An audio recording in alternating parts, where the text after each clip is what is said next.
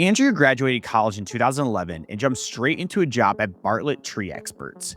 His day started with the toughest manual labor, hauling brush, dragging log, and sweating in the Texas heat for just $13 an hour. But Andrew's drive quickly stood out. When the company gave him a shot at sales, he took off, earning six figures in a short time and learning the ins and outs of RBO culture and business operations. Then came the breaking point. After a clash with a regional manager who dismissed his accomplishments and told him he was replaceable, Andrew walked away.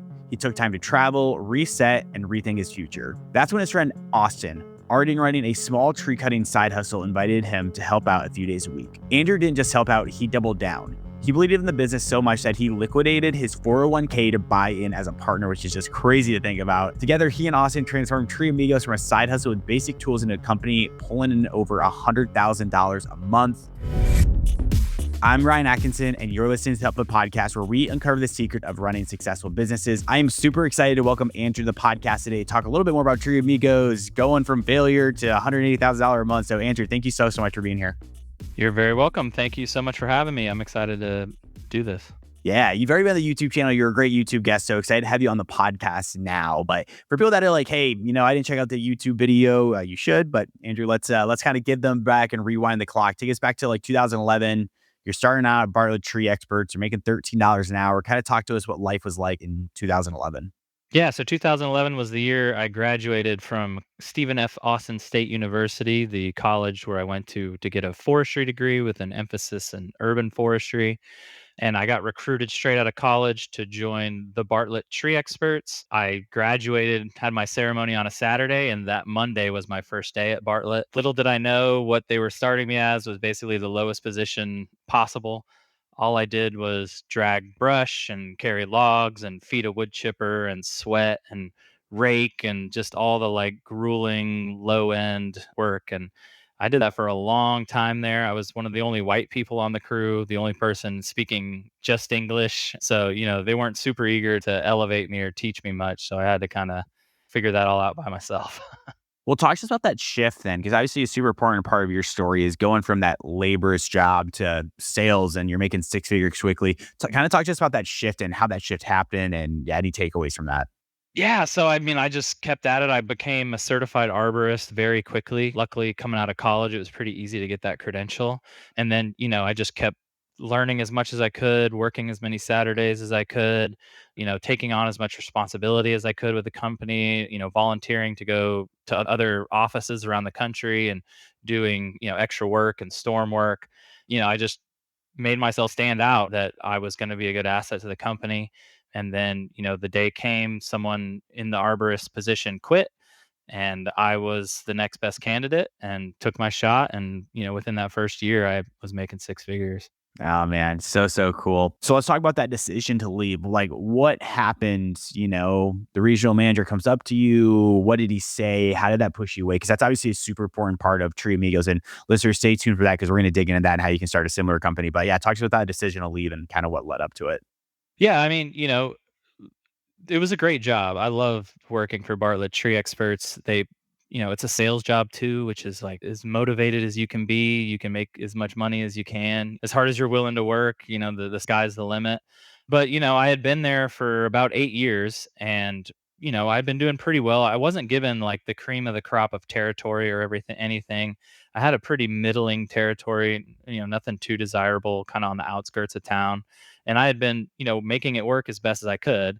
And on year 8, my regional manager calls me into his office and, basically tells me I'm replaceable. And it's like, man, you've been training me, you've been teaching me stuff for 8 years, and then you're going to go and say something like that. Just didn't make any sense, and, really caused me to lose a lot of faith in my future at that company. I knew I could have stuck around and they would never have fired me, but I was just like, what am I doing here? If after 8 years of toil, I'm sure listeners are in that same thought. They're like, oh man, I've been at my company forever. Like, I just know I don't want to do this forever. So I'm thinking about doing side hustles. And let's talk about how Tree Amigos popped up.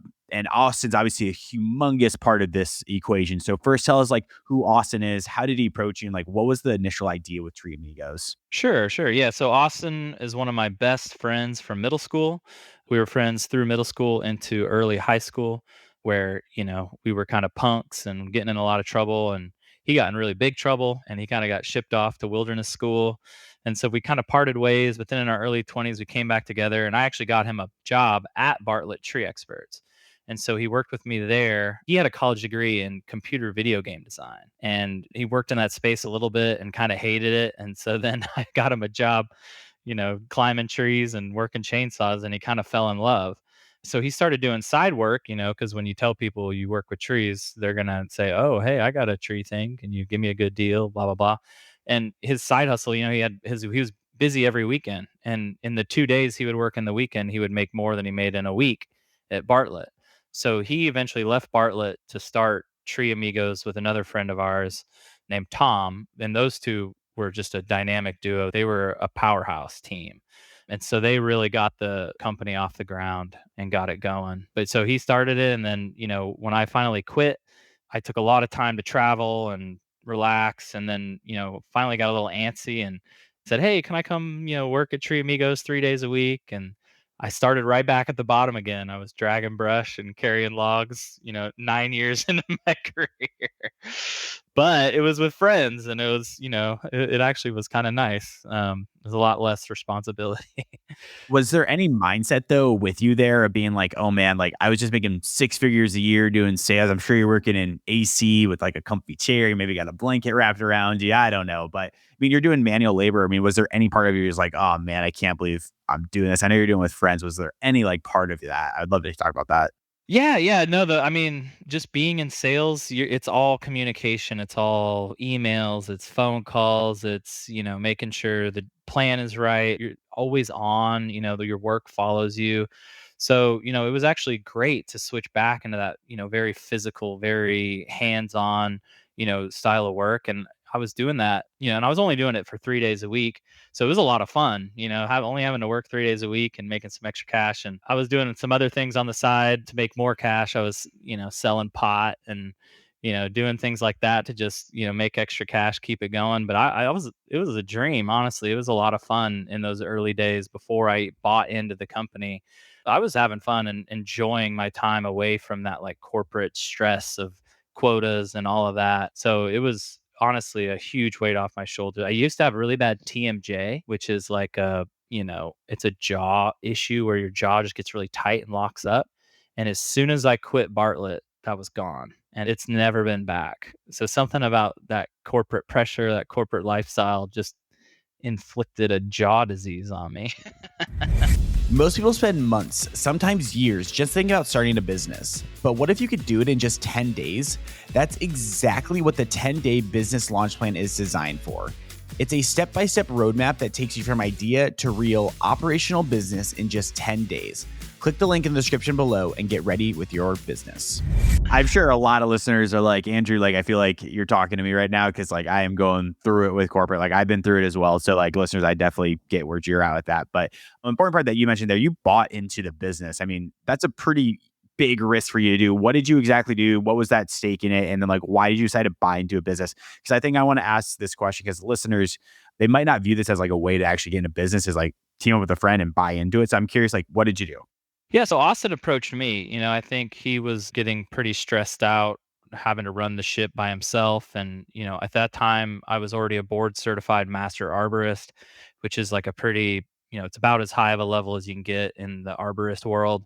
And I'd had a ton of sales experience and I was an easy poach, a really good candidate for him to bring on board. We just known each other for so long and made sense to him to try to get me on board. And, I had loved what I was doing and I didn't really know it was going to blow up into this at the time, but I've always been a little disillusioned in the whole 401k. The thing seemed like a trap. And I knew I didn't really want to go back into the corporate world, which is where the only place where it makes sense is if they're doing that match, that high match. I liquidated it because it was a big stack of money that, could buy me into this business. And it bought me into a partnership with a really good friend who I knew had a really, really good work ethic in Austin. And, I knew with our powers combined, we couldn't fail. And if we did fail, I was fairly confident that if we liquidated things at the end, we would get at least our money back. Yeah. So it was an easy decision because the 401k thing always seemed a little corny to me. Nice. Oh, I like that. I mean, was it scary though at all doing it, or were you like truly like this is all like upside here, worst case scenario, like liquidation here? And like, did you have like family or stuff? Like, yeah, talk to us about that. No, no, it was all upside to me. I didn't no fear at all. It just all seemed to make sense. This is gonna sound so cheesy, but like I live myself like my life like, in a way where I learned a lot just from playing video games growing up. And in video games, you don't save a ton for the future as much because you're playing right now. And so to me it was like, okay, this money is for when I'm 60. Like, does 60-year-old me really need this $30,000 that I can spend on life now to get something now that's also an investment that's gonna be more active, that I can put sweat equity into? It just made so much sense. Like, why am I waiting for 40 years to touch this cash when there's opportunity today? Like, I may not be alive. Let's talk about then blowing up here and like popping out. So when did you join in the business? And let's just say, okay, I'm Austin, you're Andrew. Like, okay, you now have a 25% stake in the business. How do you divide up like who's doing what and like take us from that partnership and like kind of how you guys grew? I mean, it kinda just happened organically and over time. Like, in the beginning, we had way less administrative duties, and Austin kinda handled most of it while I was handling sales, like, just really heavy hitting the sales because that was my specialty. Eventually more and more administrative tasks would be put on my desk. So, handling sales tax every week, every month, and, sometimes doing payroll and stuff like that. And, it just kind of naturally fell different administrative tasks. But, in the beginning, it was basically sales and then production. So it was actually lovely. And my favorite way to practice arboriculture is you would, go out on a Thursday, Friday, you would do sales days and you would sell work, and then the next, in a few weeks you would come back and you would be the foreman on your own projects. So you would get the commission plus you would get the hourly rate of doing the work. And when you're the foreman of something you sold, you're just it's really easy to keep quality control. And so just quality was just through the roof, especially for what people were used to in an industry that's been very commoditized. It's just like been a race to the bottom in terms of talent and cost. And so many companies just hire the cheapest guys, and it's, as soon as you want more money you're fired. And so it was easy to stand out with that. And like we were the only company where a master arborist would show up, sell the job, and then do the job. I can't think of another master arborist who's in production still to this day. So it was a huge selling point. I was basically just headed up sales in the beginning. I want to talk about like the sales aspect of it. So if someone's like interested in something similar to this or even home services as general, like what you know of now, like how would you advise someone that's trying to land that first sale, that second sale, that third sale? Like what do you know now? Like what's the tactics you would use, specialties, anything like that to like really get your first customers home service? Yeah, I mean, I think it all starts with you gotta really know what you're doing in your field. You have to know how to sell it, and what you're selling is a great place to start. So it probably does make sense in a lot of home services to get a ton of training in something and then work for another company, kind of, another company that you admire, see how they do it before you cut out on your own, just because there's just so much information that you won't know until you get into the situation. But if you're just trying to get your first sale, you just started your company, yeah, honestly, I would do kind of like Austin did. I would work somewhere that's stable, and then on, the 6th day that you have to yourself, that's where, you work on getting those first customers. And, in the beginning, you want to use your network. So your friends, your family, try to work that first because those are easy leads. Like, does your mom own a house? Does your dad own a house? Does your uncle own a house? Do they have trees? Do they have air conditioning? Do they need your help? Targeting your family network, doing a really good job there, and then trying to radiate yourself out. I always think of sales as you're kind of like a virus and you're trying to infect as much of your service area as possible. And once you get an infection site, you work to spread from that site. So if you do a really good job for your uncle, then you go to all of his neighbors and say, hey, just did this project next door, here's my card if you need some help. And he'll naturally refer you. You can ask him, hey, can you refer me to your neighbors when you get a chance? Can you refer me to your friend? Ask for the referral, because a lot of people, you do a good job, they pay you, they don't really think about that.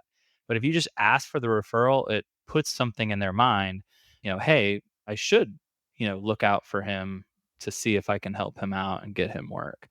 That'd be the easiest way to land that first job is just work your existing network. I love it. You work your existing network, you kind of go through the contact list on your phone. You're like, okay, I've contacted all my 8,000 contacts. I doubt anyone would actually do that, but let's just say you do. You get an A plus, of course, for one. But then going to like net new clients that are cold, they have no idea who you are. I mean, what did you guys do? Were you guys doing like door knocking? Like, what did that look like for Tree Amigos? So at Bartlett, I had a pretty rough territory, especially for the at the time. This is before Austin boomed. So I actually would knock on doors when I was really desperate and really needed some, work. But at Tree Amigos, the only door knocking I ever do is like I was just referring, we call it four corners. So if you start that first job you start that job before you even start, go to the neighbors, give them your card, say, hey, I'm working next door. If I make a lot of noise, let me know. Here's my card if you need to get a hold of me. If you need any help yourself, here, give me a call. But nowadays there's also, things like Google ads that are pretty great, if you can learn how to build yourself a good ad. The easiest way if you're starting from scratch is to have a really good offer. There's a guy, Alex Hormozy, and his whole shtick is the offer. And especially if you're coming in at ground zero, I mean, an irresistible offer that the client can't say no to is going to be huge to getting those early clients. For example, there's a company called Benny's Tree Service. I don't know if they're any good. My guess would be no, but they have a offer that's any roof clearance $250. So even if you have a two-story mega mansion surrounded by trees, the roof clearance is only going to be $250. And it's such an astounding offer. First of all, because it's just irrational. There's almost no way they can do that and still turn a profit. But they're obviously using it as a tool to get leads, and then they're either just juicing up other parts of the estimate or they're doing something. But there's just no way on some of these properties you're doing the whole roof for 200. Like, what if the client says, no, just the roof of my three-story mansion, but that offer got them to call. And so even if they lose that client, there's going to be like another 300 people where that $250 worked. And so, I think having a really good offer if you're going to start fresh and do digital media is key.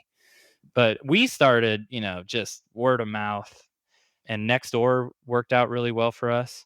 But that one, again, back in the day, you couldn't work next door. Like nowadays, people work next door. Back in the day, it was just someone recommended you, and then that was it. Like you weren't able to go in and someone's like, I need tree services. And then 70 people are like, I do tree work. Call me. That's how it is now. It's lost a ton of value there. But in the beginning, that was a huge referral machine for us.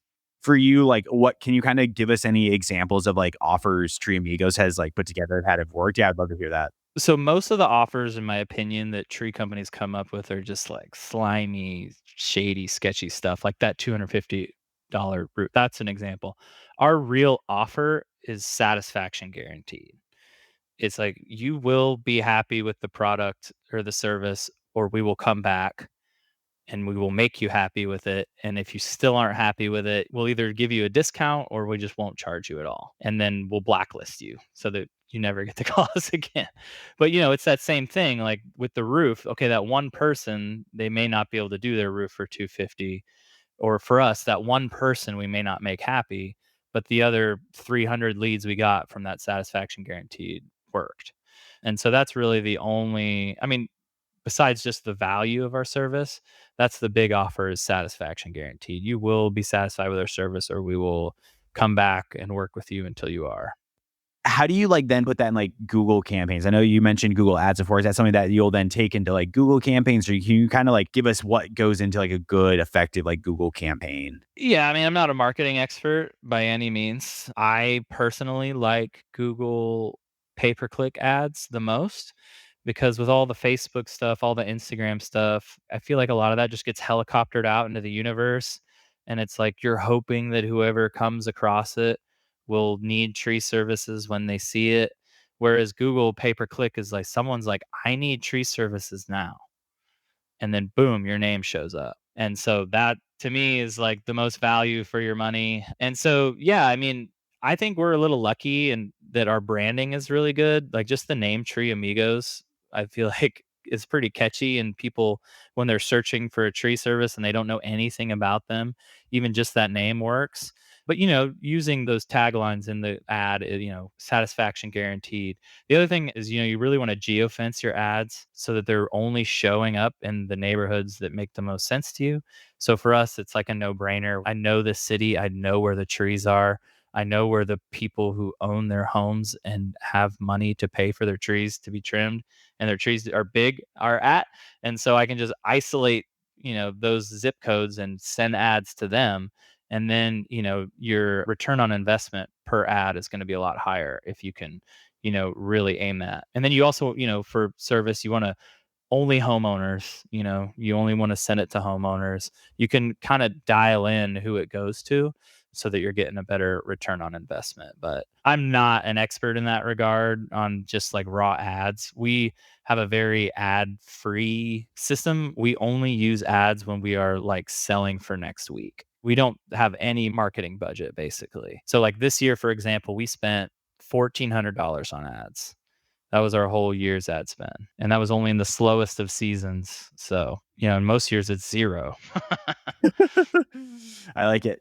But one thing that I think is interesting of your story here is like Reddit. Talk to us about that strategy. I believe you talked about this on the YouTube channel as well. So I remember this being a very good gold nugget. So listeners, I grab a notebook or re-record this or whatever. But yeah, Andrew, talk to us about your Reddit strategy that you had then. Yeah, so sort of the confidence and the authority that Nextdoor used to have has been transferred to Reddit.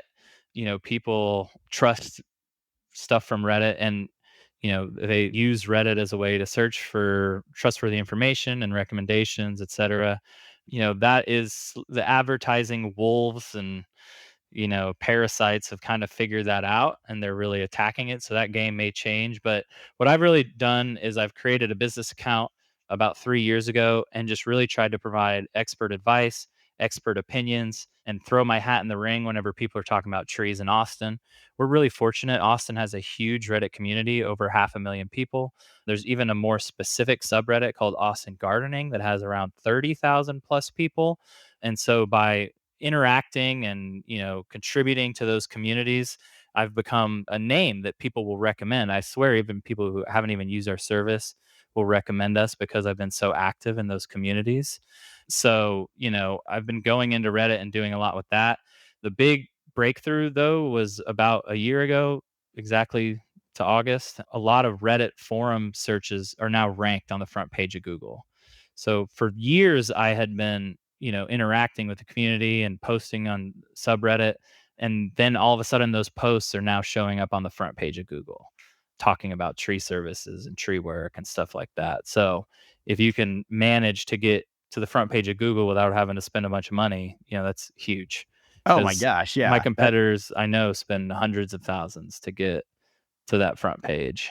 I was gonna say that would explain why you don't really need a marketing budget. But kind of tell us about that strategy and like a little bit more, because like so far we've like, and and sure we've done some offers like PPC, but I think I love this like Reddit strategy. Something we actually haven't really talked about on this podcast before. So talk to us like a little bit more about like that Reddit strategy. Are you ever promoting? Are you always just like consulting? What does that look like? Yeah, yeah. I'm never. It's never an ad. My basic strategy is I've set up something called If This Then That. It's a website that is basically a web crawler. And so I have that set up so that, if anyone says the word tree or arborist on the Austin subreddit or the Austin gardening subreddit, I get an email. And so that means I don't have to sit on Reddit and wait for something important to come up for me to comment on. If anyone's talking about trees, it lets me know. And so then I can go into that thread and I can give my expert opinion, I can give advice, I can make recommendations, and I'm already an expert in the field, so I already know the information. It doesn't take me a long time to work that write up. And I'm also very, very good at typing and, at least 100 words per minute. And so I can just quickly add my information and then move on and then, engage with people because every time you reply to someone or you comment, it shows your company name if your business profile is your company name. And so every time they're saying Austin Tree Amigos replied, Austin Tree Amigos did this, Austin Tree Amigos. And so just hammering that in anytime anyone talks about trees, I'm there, which is great. And then I've also just been doing my own posts. So almost like PSAs for what's happening in the local tree community. We've had, really bad ice storm and a really bad winter freeze that have caused a lot of damage. We've had droughts. And so I'll make comments about particular goings on in the tree world, how people can, fix it, mitigate it, and just be very educational as opposed to promotional, just be very responsive and, try to deliver high quality content that's going to improve people's lives. And then, they'll recognize that and they'll see you in that community and they'll refer you to their friends even though they've never used you. And when it is time for them to use you, they'll call. And I feel like we got lucky. A lot of Redditors base is millennials and they're all homeowners now. And so it all just kind of timed pretty just right. But 500,000 people, I can talk to 500,000 people for free in my service area directly. And so some of these posts I do in the subreddit, they'll get 80,000 views and it's all people I care about in my service area. It's not someone in Zimbabwe scrolling TikTok. It's Austinites. So it's been a great strategy. I don't think it's easy, and I think every service, in every area is going to be a little different. With how much mileage you get there, but Reddit is definitely the next frontier of a lot of this digital marketing stuff. Oh, yeah, I feel like Reddit is like people like view it as like the ugly stepchild in a way, but like Reddit is like a gold mine where like people are not paying attention to. But like as you said, like I feel like people trust Reddit the most. I know I go to Reddit a lot when I need like actual recommendations. Such like a good place. So is that a strategy where you foresee like it could also be applied to like Facebook groups, or like would it also work there if they don't have a big community, or how do you view Yeah, that? yeah, definitely. Facebook groups would be a very similar thing to do. I mean, I think the best way to do it would probably be to create your own Facebook group so you have total autonomy. But yeah, I mean, there's Facebook groups that you can interact with and, try to get leads that way. It depends on your industry. I tried that and never really got any leads from that. So, I kind of moved on. Has there been any others as we go to our fan list questions here? I really do want to make this like sales and marketing focus for our listeners that are interested in home services. Has there been any other like creative like campaigns that have worked really well for you, or something that like you double down for or double down on when it comes to like a sales or marketing? Is that anything like else come to mind? I love like what you've talked about so far, but anything else? I think especially you still cannot understate the value of the phone and you cannot understate the value of your existing client list.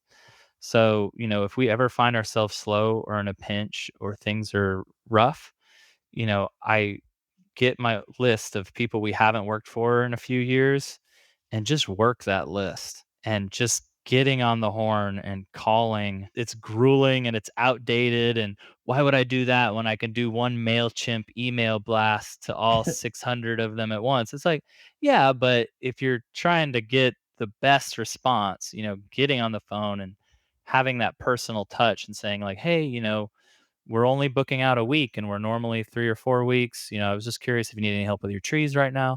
That's what I do when we get really slow. Because my life goal and my mission is to never send the guys home because we don't have work, and so far we've succeeded, since 2018, we've never sent the crew home because we didn't have work for them to do.